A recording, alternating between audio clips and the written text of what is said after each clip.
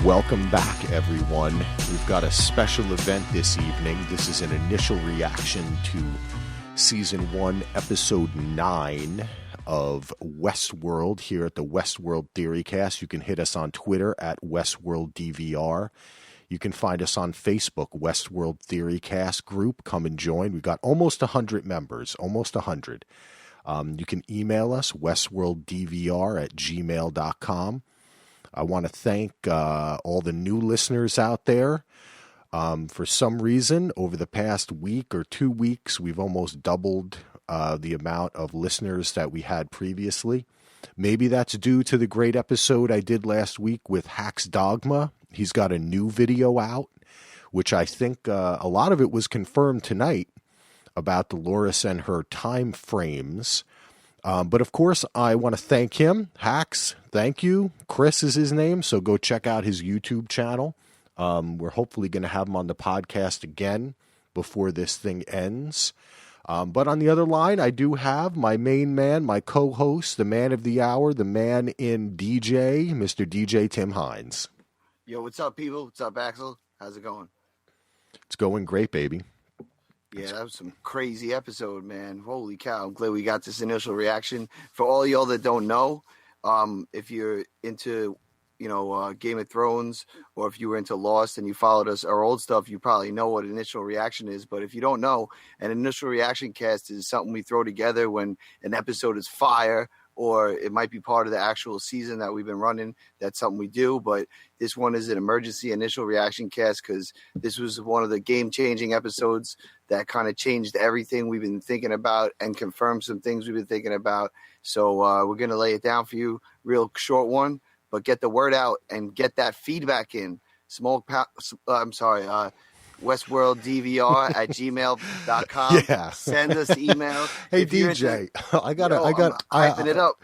DJ, I have a little suggestion for you. Leave the hosting to me, okay, buddy? Yo, I'm saying you're like, yo, what's up? We just saw some really crazy. All right, episode. so let's get into it, man. Let's do this shit. This was a really good episode. I enjoyed it thoroughly.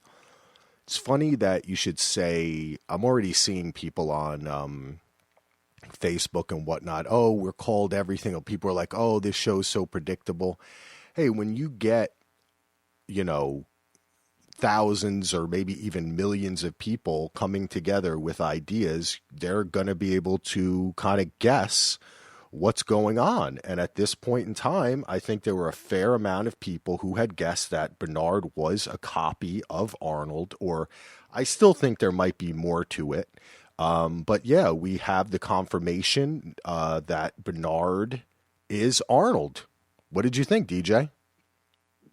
I don't care that he's Arnold or that people got it right or whatever, because what you know is wrong, because that's what we all know is what we don't know.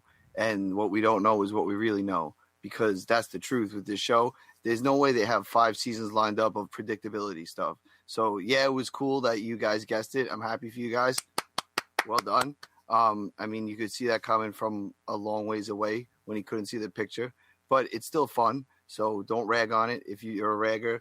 I kind of was confused at first when I was thinking about this episode. Like, damn, did it lose me? Or did it just, make me more interested? And as I thought about it while I was watching the end of that crazy football game, I don't know, we're recording this live after Sunday Night Football, and I was just like, wow, I gotta watch it again. So I started putting it on. Axel hit me up. I got through the credits and I was like, time for initial reaction cast. So I didn't get to watch it again, but I'm gonna watch it again because this thing is nuts. Bernold being Arnold is him, but it's not him. So we're not really sure, because I picked up a couple of cues from Arnold / Bernold, whatever we're calling him now, that some of these things aren't exactly laid out as we thought, because I think he was wearing different clothes. I'm going to have to check it out.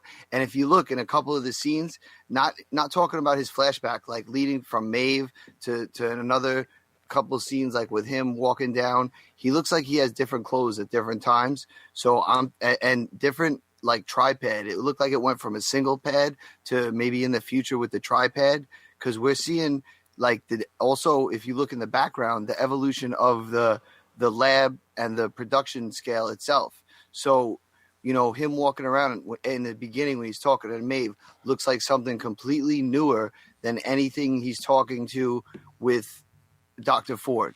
So I'm not sure right now. I'm just throwing out some observations, but he's definitely, he even says, if I've done this before, why did you just put me through all that? So obviously Ford is almost like insane, where you just keep doing the same thing over and over, expecting different results, and he's tweaking things, trying to get different results. So we might be seeing at the end of this episode, what we saw might be really old and might not be exactly new. So, still what we know, we don't know. Okay. So, okay. Let me take this back a step. Taking it back. So okay, I think you might be getting a little too deep here. I'll keep it where you had it because I don't agree, but I see where you're coming from, that this we're seeing, similarly to as we've discussed before in, say, Battlestar Galactica, Lost, a lot of shows like this. Gosh, I can go back to like one of my favorite series of all time, Robotech, that things are cyclical. And maybe this is, I don't agree. Okay. I don't agree with you. I think that we're pretty. The humans last episode, humans are just do things like a robot. Also, they're a big loop. I said, possibly Ford might not be human. Like this could all be working. Like it could all be a huge loop. Just keep working and working and working and working. Well, now, I think I want to stick with what you said before we go any further. So the idea that possibly the scene we saw at the end with Bernold shooting himself and what was happening down in the same room where he met with Wild Bill previously, like you're saying that could be a different iteration than the iteration that is occurring while Man in Black is in the park, while Charlotte is meeting with him, while Dolores is by herself walking to the church that has now been completely uncovered by Ford in order to enact his new, in quotation marks, narrative. That's an interesting idea. I don't agree, but that is an interesting idea, and I think that the show obviously lends to going so crazy. But I think that this episode pretty firmly has showed us that we've seen 3 timelines. We've mostly been in 2 of them. And that this is the second iteration of what for Dolores at least maybe, but that Bernold and other hosts have in the past crossed this line, and Ford has had to constantly wipe them and bring them back over and over again. And that's why when he saw Maeve react like that, and it kind of like boggled Bernard's mind, and he was like, how can they do that? That must mean they remember. And then he started to well, if they remember, and then I think she even says to him, I remember you. You don't remember me. So like, I don't know. I'm thinking that's the current timeline. Yes, time frame. It is. I think it is the current time frame. I think that we're seeing, we've seen when we see 35 years ago, that is Dolores in the old-timey dress meeting with Arnold. And that's what we've seen this whole time when she's flashing to that. Then we have the 30 years ago when she's with William, and the present day when she's by herself. And I think that was pretty well established, and I think that we can now definitely confirm the timeline theory due to the fact that when Logan cuts Dolores open, she is a clockwork robot. She's not a milkmaid robot. Yes, I'd like to kind of not keep debating it from here on out unless we get like something that really steers us in another direction, because that really kind of, we kind of did not specifically, but we kind of did get confirmation, and I'm gonna assume that. All right, cool. Yes, so we can definitely agree on that. I think that's kind of funny too, because I'm sitting there watching it with my wife, and my brother and sister-in-law are watching this show too. And unlike Game of Thrones, I'm not kind of giving them my theories, and all three of them have no idea that we're watching 2 or 3 different time frames. Like if I said to my wife, William is the Man in Black, she would be like, "What?" So it just it just goes to show you with this show, man, people listening to this podcast, other people, we're going deep.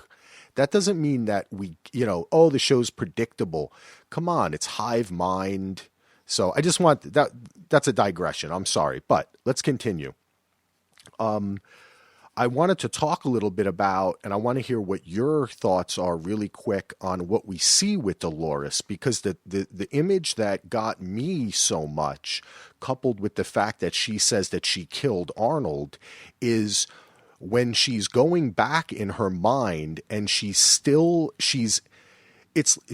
in the outfit of when she was with William, and what she seems to be in the present day, which is the gunslinger outfit, not the kind of Mormon, like pilgrimage type outfit, right? But yeah, but I'm going to assume that was the startup outfit. Okay, yeah, that's a good way to call it. Yeah, right. That was like her. That was the freebie outfit you get in the game. Yeah, before you upgrade Dolores, right? That's like, what do they call that? The standard or whatever, the default. The default. Yeah. But there's all these dead bodies around, and a bunch of them some look like hosts, but some look like people. And then she gets through it. Then she sits down and has that conversation with Arnold. And at the end, why can't I help you? Because I killed you. And to me, that said 2 things that I want to say. 2 things. One is, did Dolores also kill all those people? And this was the rampage that then ended with her killing Arnold, because, like Ford said, when Bernold said to him, you have to keep on wiping me, I'll tell, or I'm going to free them, I'm going to finish what Arnold started. He says, yeah, but if you tell them, they're going to hate you, because look what you've been doing to them. And maybe that's what happened to Dolores, is that she figured out that her savior was also her tormentor, right? Her what do you call her, kidnapper, right? And then she killed him, and she kind of went nuts and killed everybody. But I thought it was weird that she was walking. We know that they can remember like they're living, right? So it's not just memory. She's in it, just like Bernold was in it, and he stopped his son and he manipulated it, right? Right. So and she looks like, and that scene seemed like she was talking to almost the code, not actually him. Yes, thank you. DJ, you're the man. That's what I'm trying to get to. Because he was wearing almost like a tuxedo, like maybe like he was in like robot heaven or something, like a little bit better dressed than he always was. But like doesn't that mean though that he's still alive? That's what we've been talking about the whole time, is that if he's code, he's still alive as the code. Yes. And she could see it somehow in that box. That's what she's like, I can help you because I'm dead, but he's not really dead. It's a so interesting an idea. And I'm not just trying to say that because she can recreate him in her mind, but that is part of it. Because the host can remember things so vividly, right? They could reconstruct, could they reconstruct a person from the experiences they had with them? And that's just maybe that's a little bit of a digression, but you picked up on the thing. The 2 things I picked up on is she now have the ability to control what she's seeing, because it seems like she's wearing the wrong clothes there. She should be, if she's remembering when that happened, she's walking through it and having a more similar to when she was walking through the town, right?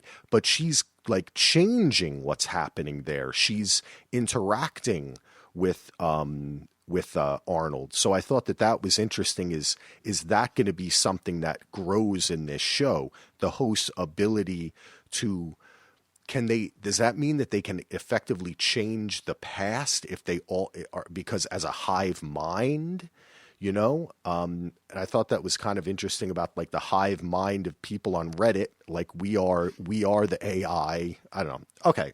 Initial reaction, people. This is what you get from me. But you wanted to bring up something more. What else did you want to? Oh, wait, there was one other thing I want to say. I'm sorry. Get it out, baby. Initial reaction.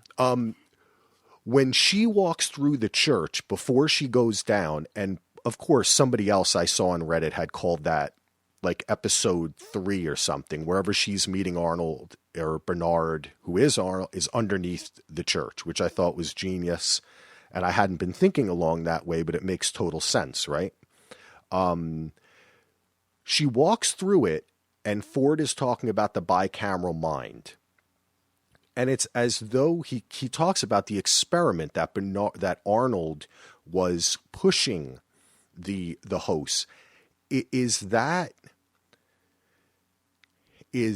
Dolores is the positive outcome, whereas the negative outcome is all those people in the church who look and must feel as if they are going insane. Because unlike Dolores, who because of her interactions with Arnold, or because of being the first and being built that way, maybe she had other code changes, she is able to hold those contradictory notions in her mind and still exist, without going insane. So I thought that was very interesting. It was weird though, that scene. Like, how do they not know how all those hosts are going off whack? But like I think they do. I think that was early on, and maybe go ahead, buddy. Go ahead. No, I'm listening. I was going to say maybe this town was Arnold's.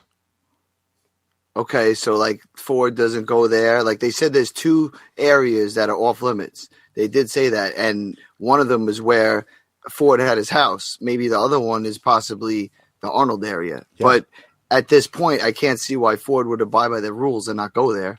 Well, who knows? And perhaps we'll see that, right, in the final cataclysm that's to come. But I thought that was kind of cool, the way we see the CGI Ford like run past her really quick. So I'm just, I don't know, maybe we do see that. I don't know if that matters as much as I think the idea that they have their own playgrounds. Like, okay, so Arnold built this little village and everyone was learning nice and learning how to dance and doing all this kind of stuff. But then he was playing games with Dolores. But what was she lived in that town, I guess. She didn't, that's her home. She didn't live. So nothing we ever saw with the dad had anything to do with that. That new loop was all Ford's creation after she was taken out of that town, after this cataclysmic event occurred, which it seems as though then there were 2, right? Because the first is she kills Arnold, but then 5 years later, William shows up and she retraces her steps with William and she becomes conscious. What happens at the end of that one? Maybe that's when they filled it up with. Well, no, she's mentioned. It was already filled up with dirt. Maybe it was filled up, right? So that's right. William was there with her, but maybe, like we said, William didn't really see that.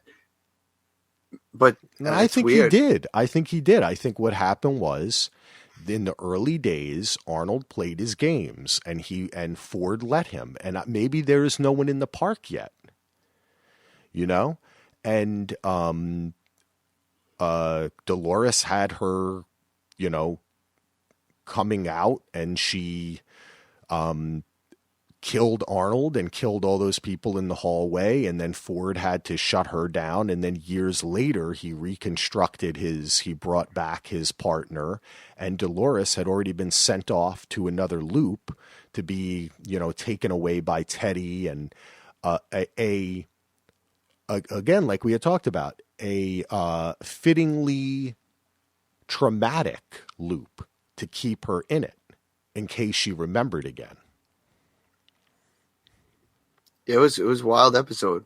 I mean, we're gonna definitely get into this more on the following podcast coming later this week.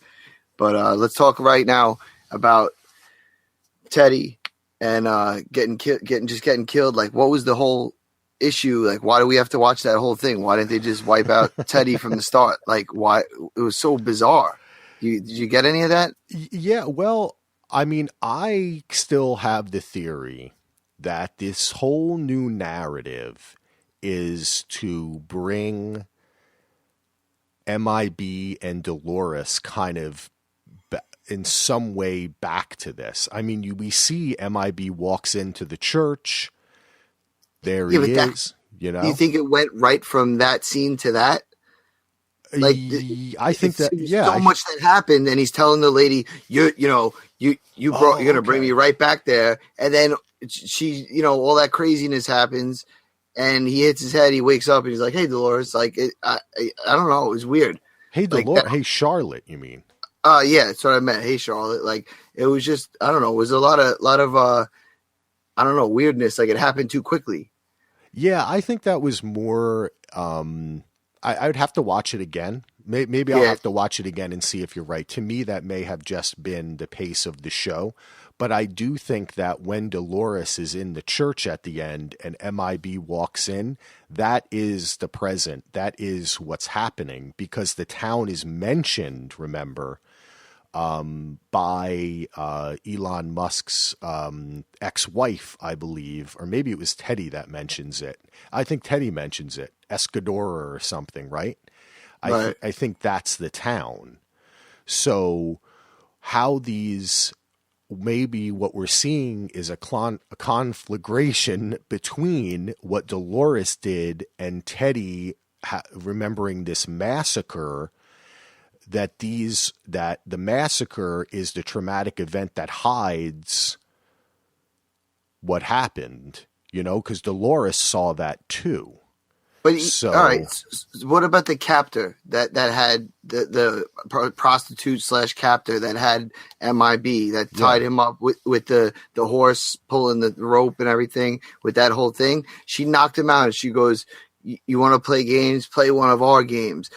Or something like that. I don't remember the exact quote. Right. And so why would he abandon all that and just go right to Dolores? Yeah, but what? All right, what that and what the hell is she talking about? Our games? Is there a whole sector of robots or AI or hosts or whatever we're calling them that are like in the know of something that like play a different level? That's an interesting idea, and that goes back to the idea that the whole new narrative and Wyatt and the gang and all that kind of stuff is that, or should I say, is Wyatt and the gang, is everything that's happening there a part of the new narrative, or is Arnold somehow also influencing, like the idea I had spoken of before, that the reason why it's confusing is because we're actually seeing not only Dolores's flashbacks and William and MIB, but we are seeing changes like the maze pop up everywhere, blah, blah, blah. But we saw Teddy tell two different stories and she switched it on him. So like she had some kind of trickery that she like is in the know. That's what I'm trying to figure out, man, is Arnold influencing the park in that way too? Or is, like so many people are now saying, are we going to see like Logan dies, leaving William to grow up and be MIB, who now we also can confirm is on the board and who's behind the plan. Right. And it is, good point too. Is Logan, right. Is Logan somehow, gonna die? William keeps on coming back, to relive this, try to figure out what happened and what happened with Dolores. and somehow Ford is recreating this whole thing to put an end to it finally? Has he come too close to understanding what's going on at the park and he doesn't realize it? Or I still think that MIB is a host, and I think that William is going to die, and the reason he keeps on coming back and Ford is in effect trying to end this. But I'm not sure what he knows about. Is he sending Dolores on this? Did MIB send her on this journey? Is Maeve part of it? That's what I'm still interested in. The whole thing of, Bernard being Arnold and all that, that's great, and we all guess that, but this other stuff is what I think is going to be maybe kind of turn us a little bit, Yeah, what is she doing with Hector ultimately? Oh, and people have been saying that what's going to happen is MIB is going to come to the end and Wyatt is going to be Logan. Yeah, this is going to be kind of crazy. Like, where is Hector come into play with this? Where does, are they all connected? Like, somehow the ones that are free, are they all going to be on some kind of network that maybe they're going to be enlightened and somehow control everything? Like, why does Hector seem real important to Maeve? Why does, like, that one lady seem to have control to change Teddy? There's a few special ones out there. Like, we've seen Dolores too. We've been really following Dolores hard, but I think those side stories, like you're saying, are the ones we got to really focus on.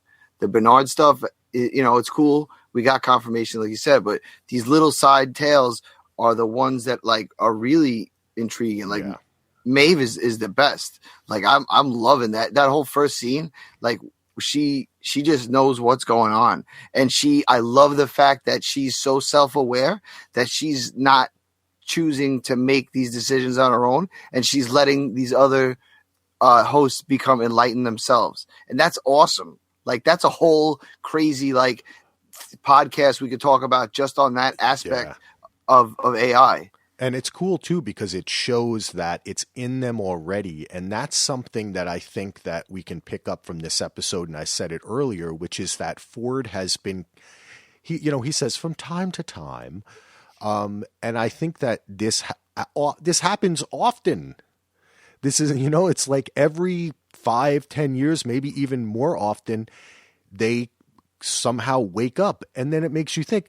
Then if he knew that was happening, what's up with the reveries? So is he trying to make it? Why is he trying to make it happen again?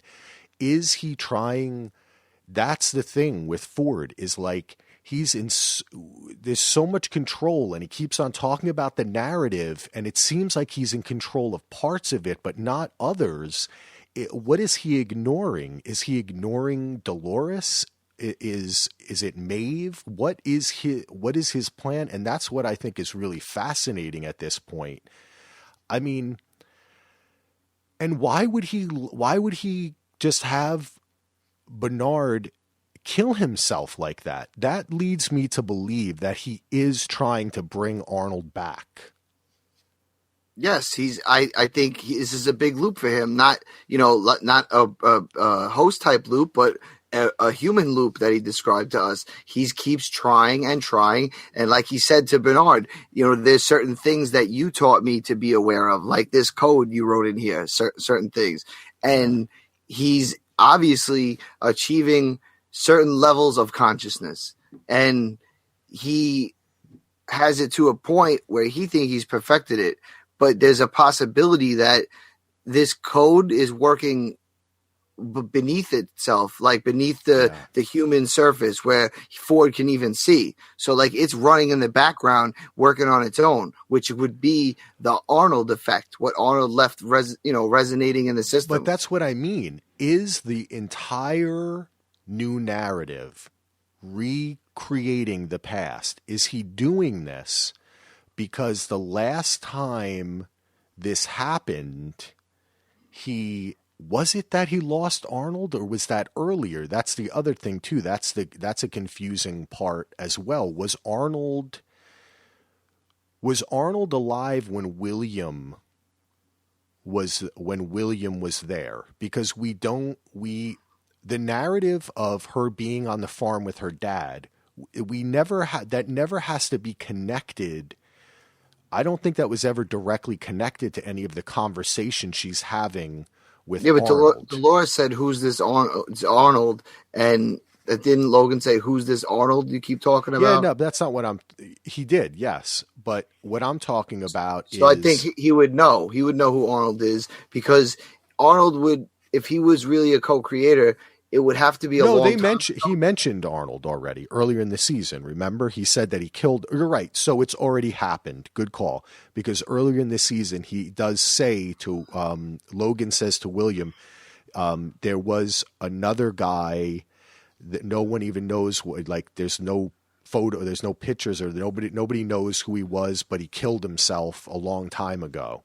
He kind of mentions to Arnold, but without saying Arnold. He said I think that happened. See, this is where we'll have more time to when we get back to this on Wednesday. We can order our thoughts a little bit. We're kind of throwing things at the wall, but that's cool. I just think that what I was trying to say about Dolores is that the idea that Ford would recreate what occurred, not 30 years ago because the town wasn't there, but 35 years ago by bringing back the town, that is when Arnold died, right? Because we see her get in the elevator. That's where she was meeting him, the people with the bicameral minder in the church.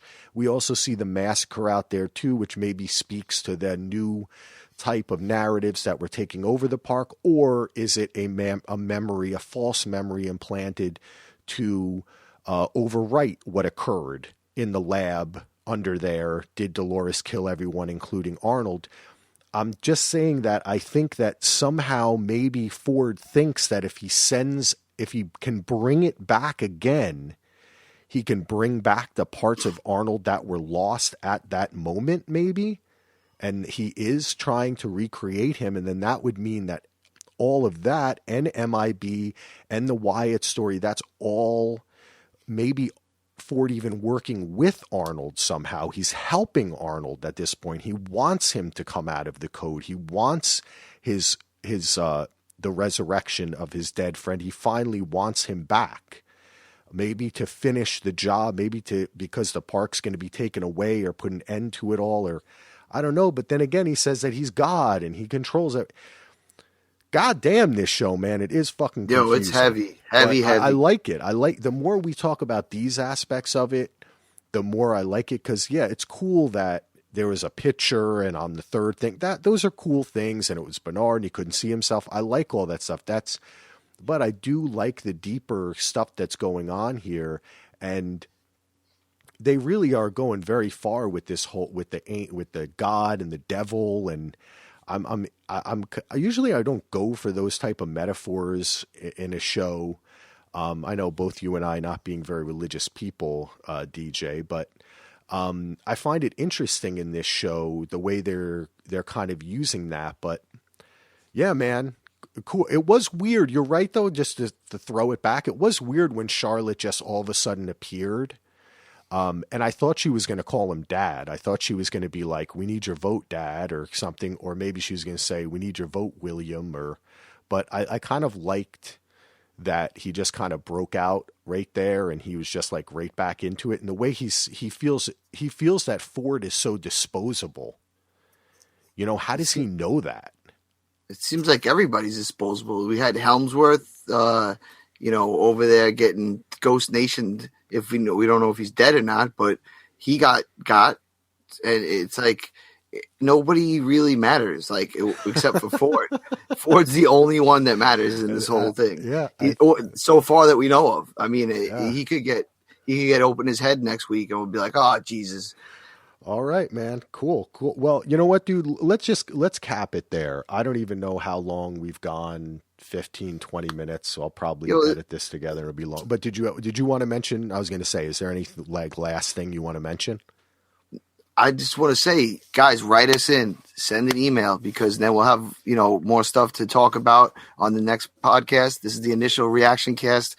I was initially reacted. That was my reaction. Wow. Wow. Yeah.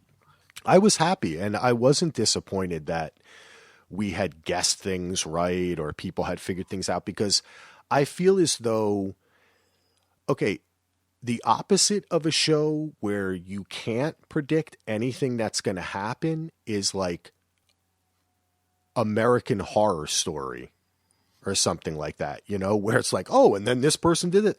And look, Yeah, I've watched I want a connection to the show. Yes, exactly right. So you get a couple things right, you're like, yeah, and you're like, you get excited. No, but I think it also shows that it was written properly, because we should be following along a story. If you're paying attention to a story and a story says this character is going to go to this house and then the character goes to the house, that's not predictable. That just means that you were paying attention and they properly followed through with the motivations, and everything to bring you there. And I really think that all this guessing, I'm starting more to be interested in how people are going to take next season, because I think a lot of people are going to be like, let's not guess so much.